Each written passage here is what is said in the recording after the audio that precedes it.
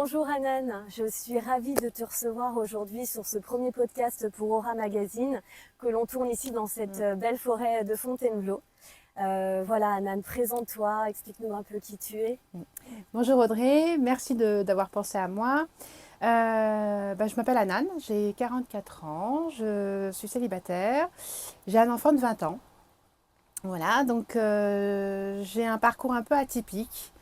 Mais en tout cas, le sport m'a toujours protégée quelque part.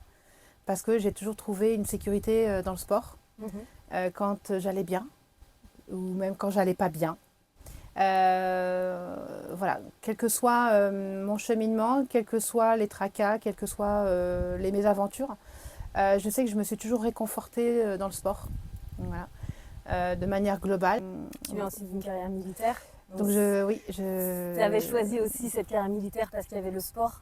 Il y avait le sport, mais il y avait aussi cette rigueur que j'ai en moi, la discipline, le respect. Voilà, c'est un état de corps, un état d'esprit c'était ancré en moi, je pense aussi dans mes générations familiales. Voilà, j'ai toujours été attirée par tout ce qui est attrait à l'armée, gendarmerie. J'ai eu la fierté et l'honneur de servir mon pays. Donc, et en même temps, j'ai travaillé un des aspects de ma vie, la résilience par le sport. La résilience d'un passé houleux, douloureux, par lequel 24 ans d'errance m'ont amené à aujourd'hui à me livrer sur qui je suis et surtout qui je n'étais pas. Et cette errance psychique, entre guillemets, parce que errance psychique, c'est qu'on n'a pas tout son état. Tu n'étais pas connectée avec toi. J'étais pas connectée à moi-même et j'étais dans une errance psychique parce que j'étais amenée inconsciemment à vivre ma vie jusqu'à maintenant de manière anarchique, marginale, au-delà de mon esprit et de mon corps. Donc en fait, je cherchais des pansements à tout va. Et en fait, ce qui répondait à cette haleine, à cette adrénaline, c'était le sport. Donc forcément. Donc j'avais pas peur de prendre 30 kilos et de marcher 20 km. J'avais pas peur de faire 40 km, 70 km en vélo du jour au lendemain. En fait, il n'y avait rien. J'avais pas d'appétence à quoi que ce soit. Et tu cherchais toujours à te surpasser, au fait, à te dépasser. Tu sais pourquoi tu cherchais justement cette force? Au départ, je ne savais pas.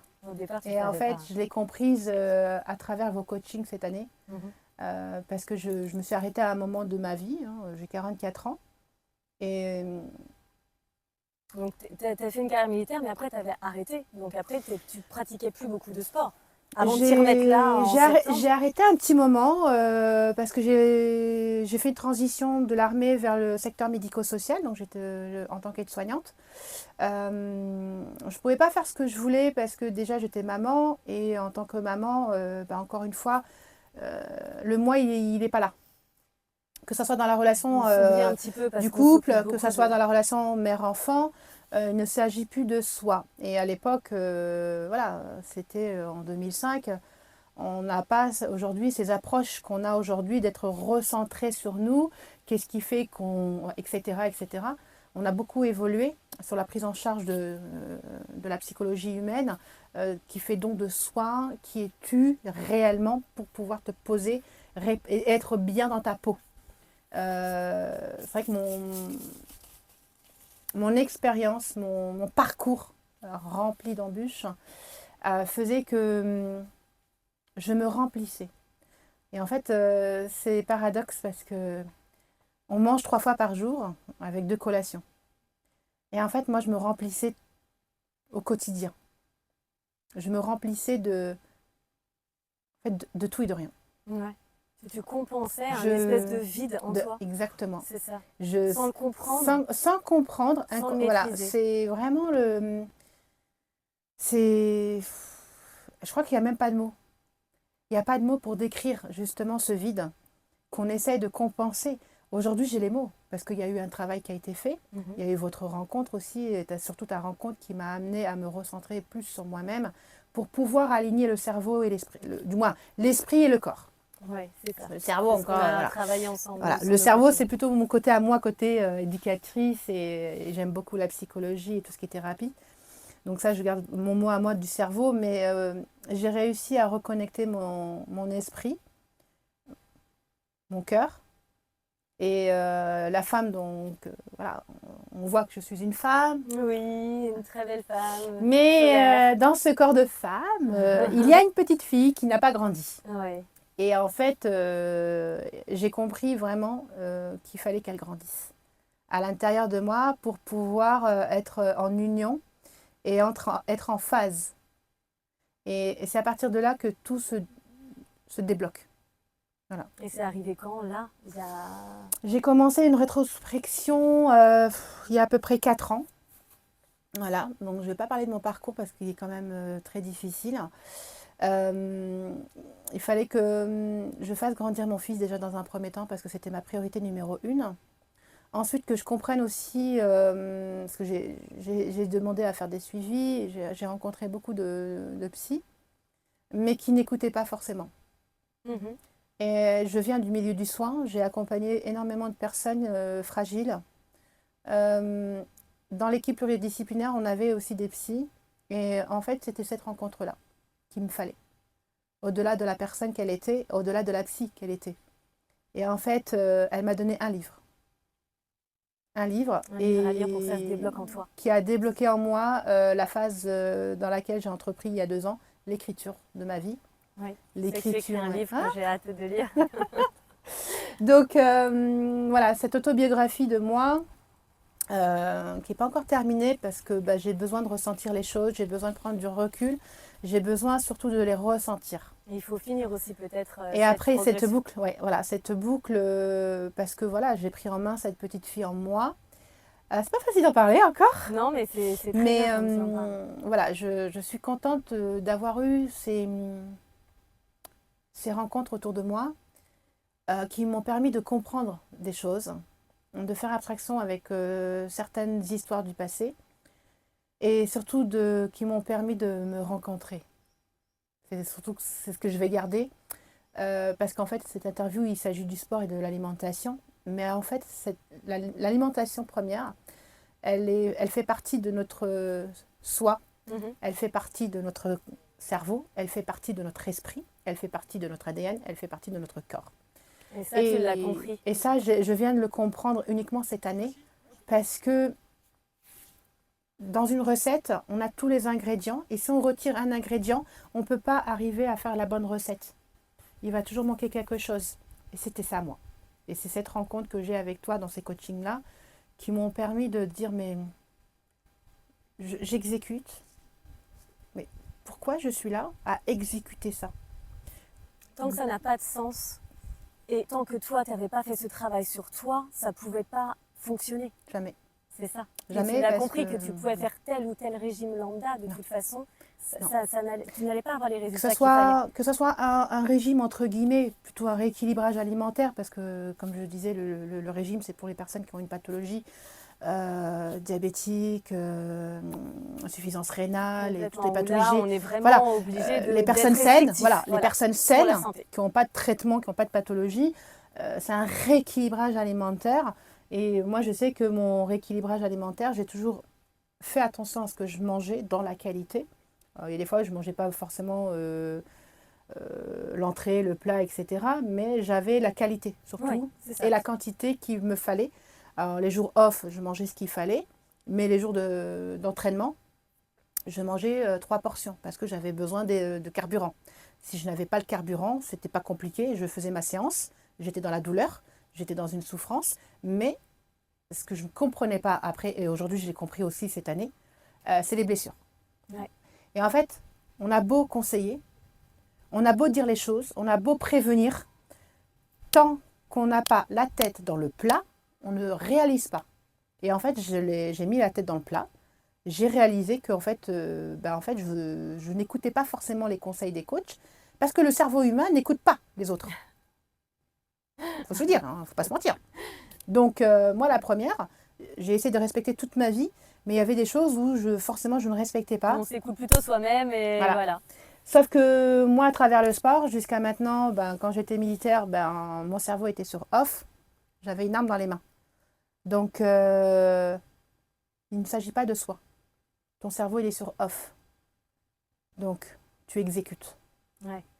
Tu éteins un peu Tu une es- partie de toi-même Donc, pour pouvoir exécuter et en fait, cette partie... comme un soldat. En fait. Exactement. Vraiment, J'étais le profil soldat, du j'étais pas Anan, j'étais soldat. Ouais. Et il faut vraiment maximiser sur le mot.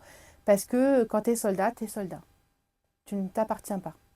Tu appartiens à un système. C'est dur quand même. C'est hyper dur, mais en même temps, L'actualité fait que voilà. mon parcours faisait que, heureusement que j'ai eu l'armée dans ma vie, parce que je ne serais pas assise là. Je n'aurais pas rencontré le papa de mon fils. Oui. Il y a un bel enfant qui est venu de là, donc c'est quelque chose de positif. C'est ma plus belle Toujours voir le côté positif. c'est le côté positif dans et chaque chapitre. c'est ma plus belle fierté. Mais au-delà d'aller chercher une reconstruction par le sport et d'être entourée par des coachs bienveillants, professionnels, il y a un travail de soi. Il y a vraiment un travail pour se réparer. Il y a un travail de comprendre pourquoi on fait les choses pour pouvoir en tirer les bénéfices. Le bénéfice, c'est de trouver un confort, un bien-être, une paix. Voilà, c'est vraiment Dans la vie, dans la vie de tous les jours. Pourquoi Voilà. tu le fais. Et pourquoi moi je le fais, et j'ai toujours mis dans tout ce que j'ai fait. Donc, quel que soit le sujet dans lequel je vais étayer, je vais narrer, je vais écrire. C'est la rencontre de soi et d'en tirer les meilleurs moments, de profiter de chaque seconde, de chaque moment, parce que la vie elle est courte, parce que les sales histoires nous rendent plus fortes. On se reconstruit à chaque fois, on se relève, on devient plus fort, certes. Ça, c'est la résilience. Ça, c'est la résilience. Dont on parlait justement avant d'enregistrer le podcast sur le fait justement ces mauvais chapitres qu'on peut juger comme mauvais chapitres, mais finalement tu me disais que justement aussi c'est nos choix et qu'il faut les assumer plutôt que de les vivre négativement. C'est ça. Moi j'ai fait le choix de vivre autrement, de faire vraiment de partir vraiment loin de ma famille pour vivre, pour laisser vivre cette femme que j'étais, parce que j'étais adulte, donc j'étais une femme. Mais avec le temps, j'ai oublié la petite fille qui était enfermée dans ce corps de femme. Et le sport m'a permis de mettre des pansements. Les défis m'ont permis de mettre des pansements sur les mots MAUX. Oui. Et il fallait que je fasse quelque chose avec ça. Et le parcours rempli de rencontres humaines m'ont amené à me poser la question: Anan, il faut que tu vives ta propre vie. Il faut que tu t'écoutes toi. Il faut que tu fasses les choses pour toi et plus pour les autres. Parce que je faisais énormément de choses pour les autres. Je pensais pour les autres. Je vivais pour les autres, mais jamais pour moi. Et en fait, c'est pour ça que cette année... Tu t'étais oubliée, en fait. Mais totalement. Totalement. Ah, mais je n'existais plus, en fait. Je n'existais plus. Je vivais que pour les autres. Je vivais que pour une apparence. Je vivais que pour m'oublier, finalement. Mais parce que j'avais une image de moi, j'avais une estime de moi qui était tout autre, qui était entachée, en fait. qui n'avait pas été construite. Donc, construire quelque chose sur quelque chose qui n'a pas été construite, on est dans une errance psychique. Comprendre une errance psychique et comment mettre en place le jeu, le surmoi, il a fallu que j'étudie la psychologie, les neurosciences, tout ce qui est neurodéveloppement, donc tout ce qui est trouble neurodéveloppement, parce qu'il y avait des choses en moi qui se passaient, que je vivais, que je ressentais, qui n'étaient pas normales. Et c'était pas adapté. Oui, tu avais des freins, toi, pour ton évolution. J'avais des démons. Ton bonheur, j'avais des démons, j'avais des freins. Je m'auto-sabotais dans mes relations, quelle que soit la relation, professionnelle, amicale, amoureuse, parce que je dévorais la relation. je dévorais le sport, je dévorais les rencontres, je faisais pour les autres. Et moi, je n'existais pas parce que il n'a jamais été question de moi au final, à l'intérieur de moi. Tu vois? C'est quand j'ai fait la formation d'éducateur spécialisé, puisque je suis monitrice éducatrice sur une formation de 2 ans, c'est les rencontres. Tu as dû apprendre déjà dans cette formation. Énormément. Énormément. Ce que tu pouvais appliquer pour les autres, tu l'as aussi en partie appliqué j'ai pour toi. commencé. C'est là où tu as dû dire, va falloir que je travaille sur moi. Exactement. Et j'ai reçu une méga claque. Que je crois que... Je crois pas. C'est... Même les claques de mon père, c'est du pipi de chat aujourd'hui. Je peux te le dire. Et aujourd'hui, avec le recul que j'ai, je me dis quelque part, il m'a éduquée comme ça. Et heureusement, parce que finalement, c'est le parcours qui a fait que c'est un peu grâce à lui. J'aurais pas eu ce courage, cette force que j'ai développée à l'adolescence et à l'âge adulte. Parce que je suis quelqu'un dans la combativité en tout temps et en tout lieu, en fait. J'ai pas de répit. Je ne connais pas le répit. Le répit, il se pose quand je m'isole dans la forêt. Quand je fais mes randonnées dans la forêt. Tu as trouvé ça, en fait, ces moments pour te recentrer. On en a parlé toutes les deux. Ces moments où, en fait, tu coupes un peu tout. Même un peu les contacts avec tes amis, avec ta famille et tout. Pour dire, allez, hop, là, je sens qu'il y a un nœud à dénouer. Il y a quelque chose à faire. J'ai besoin de me recentrer sur moi, bloquer un peu tout et d'aller chercher au fond de moi qu'est-ce qu'il faut débloquer pour avancer. C'est le répit. Le répit, je ne le trouvais pas dans le quotidien. Je ne le trouvais pas dans la société. Je ne le trouvais pas dans l'associé à l'autre. Puisque dans la relation à l'autre, c'était du grignotage. C'était, j'ai mangé, je vais aller grignoter un carré de chocolat. Moi, je grignotais le quotidien des gens comme ça. Donc, le seul moment de paix, c'était l'isolement dans la forêt, où j'étais face à moi-même, face à mes démons, face à mes questionnements, face à mon parcours, qui j'étais, d'où je venais, de comprendre aussi. Et moi, je suis quelqu'un qui dévore la vie, quelqu'un qui adore comprendre les choses, qui adore lire, qui adore découvrir. Voilà, j'aime découvrir les choses, j'aime comprendre et j'aime surtout comprendre ce que je fais dans toutes les tâches qui m'incombent, dans ce que moi je vais chercher dans... Voilà, je suis maintenant dans la qualité que dans la quantité. Pendant 40 ans, j'étais une femme où je m'oubliais totalement parce que je ne savais pas qui j'étais, je ne savais pas d'où je venais, je n'écoutais pas cette voix intérieure. Et cette voix intérieure, c'était la petite fille qui était enfermée, qui n'avait pas appris grand-chose finalement, et qu'il a fallu que je lui apprenne dans le sens intérieur. Et donc, tu es allée chercher ce côté justement apprentissage, éducatif finalement dans le sport. Le sport, c'est un fil conducteur. Le sport, c'est... J'ai toujours voulu faire du sport quand j'étais petite et c'est quelque chose qui va me manquer énormément jusqu'à la fin de ma vie. C'est quelque chose que je n'ai pas eu la chance de faire. La seule chose que je voulais dans ma vie, moi, c'était le sport, travailler à l'école, avoir un super job et aller en Afrique et adopter un enfant, en fait. C'était moi, quand j'étais jeune, très très jeune, moi, ma vision... ma vision, c'était papa, non, moi, je veux pas de mariage, je veux pas d'enfant, moi, je veux faire mes études, je veux voyager. Moi, j'ai été bercée par Sœur Emmanuelle. Je me voyais pas... Tu vois, je ne me voyais pas du tout avoir eu ce parcours que j'ai aujourd'hui. Et je chéris et que je suis fière, mais il a été rempli d'embûches. Et je suis fière quand même de ce parcours parce que sans ce parcours-là, je ne serais pas la jeune femme qui se tient devant toi aujourd'hui. Mais oui, c'est ça. On ne serait jamais rencontrés. Même si on a des embûches dans nos vies. On remercie les embûches. Voilà, mais ce qu'il faut, c'est avoir cette force que toi tu as eue. Et on voit que tu es une femme de toute façon de caractère et de force. D'être capable justement ou de passer par-dessus ou de passer à côté, mais de continuer à avancer toujours. Et toi, ça t'a pris le temps qu'il fallait, mais au jour d'aujourd'hui, tu sais que tu as passé toutes ces embûches et que enfin, là, tu es en train, un peu comme ton livre que tu écris, tu es en train de finir, enfin, de te découvrir toi, Hanan. Je suis en train de libérer la petite fille. Voilà, c'est ça. Je suis en train de passer enfin un cap.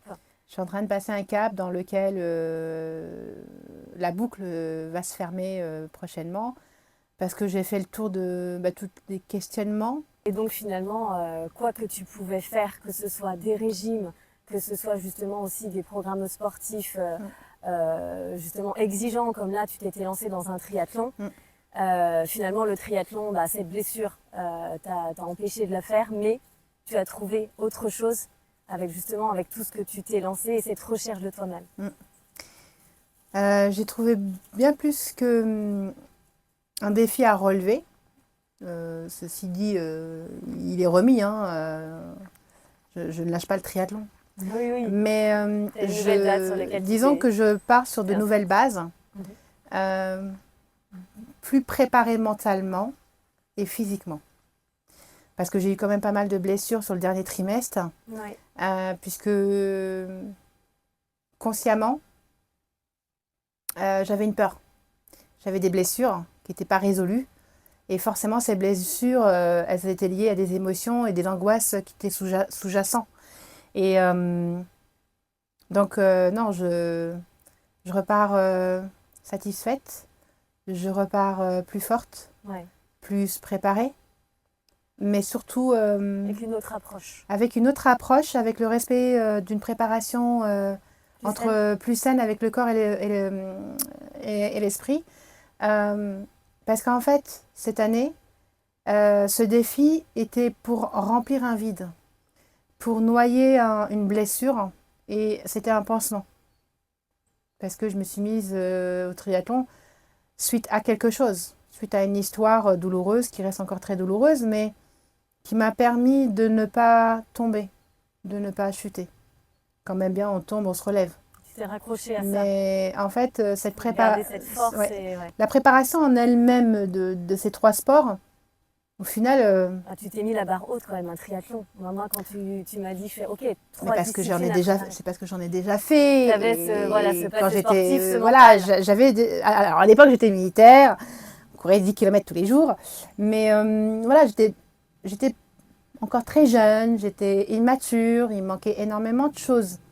Et ça n'a rien à voir aujourd'hui parce que c'est quelque chose qui me manquait, que je voulais retrouver avec cette nouvelle personne de moi, cette nouvelle version de moi. Tu vois, l'ancienne version, cette personne blessée, vidée de tous ses sens, n'avait pas kiffé son triathlon. C'était un exploit sportif. Ce que moi je cherche aujourd'hui, c'est pas un exploit sportif, c'est de kiffer son triathlon. C'est de kiffer sa nage, c'est kiffer ses kilomètres avec le vélo, et puis d'aller courir en kiffant, en ressentant les choses. En prenant du plaisir. En prenant du plaisir, parce qu'aujourd'hui, il s'agit de quoi ? Faire du sport, c'est bien parce que il faut faire du sport, parce que c'est bien pour le physique, c'est bien pour le corps, c'est bien pour l'esprit. Oui, je vais pas cracher dessus. Mais aujourd'hui, le sport, il est aussi... Plus que ça. Il est... On l'a compris. Ah, mais évidemment, le sport, il fait partie d'un quotidien aujourd'hui. Il suffit pas de se lever, se préparer, d'aller au boulot. Non, c'est pas... Oui, parce qu'on répond à des besoins fondamentaux. Oui, il faut se lever pour vivre. Pour travailler, gagner son pain et payer ses factures, payer ses coachings. Ah oui, parce que c'est aussi un coût. Oui, mais c'est un sacrifice. Mais au-delà de ça, j'ai trouvé un confort. J'ai trouvé une paix. J'ai retrouvé un équilibre entre la petite fille qui est à l'intérieur de moi qui continue de grandir, parce qu'elle ne va pas grandir en une année, elle ne va pas grandir en un clin d'œil, elle ne va pas grandir comme ça. C'est bon, je l'ai prise par la petite main, je la rassure tous les jours. Je dis voilà, j'ai pris ta main, maintenant on va grandir ensemble. Mais il reste encore du chemin. Mais aujourd'hui, j'ai la force. J'ai cette force de pouvoir encore... de pouvoir l'accompagner à ce qu'elle arrive à moi. Parce que ça, c'est mon histoire, c'est mon parcours. Le sport m'a beaucoup aidée, mais le sport, il m'a aussi fait du mal. Parce que je ne le faisais pas correctement. Je ne respectais pas mon corps forcément. Tu faisais contre toi, en fait. Et en fait, je nourrissais une zone de confort par la souffrance. Et la souffrance par la souffrance, c'est pas respecté. Ça apporte des blessures. Ça m'apporte des blessures. Je n'avais aucun respect de moi. Je ne respectais pas la discipline. C'est pas cool. Parce que une discipline, ça doit être aussi dans le respect. c'est pas que le respect de soi, c'est un respect de la discipline parce que ça demande un investissement physique, mental, nutrition, parce que la nutrition, oui, il suffit pas de manger, non, il y a aussi un équilibrage alimentaire, il y a un apport alimentaire, donc voilà, donc il y a une hydratation, il y a une récupération, il y a le sommeil, tout ça.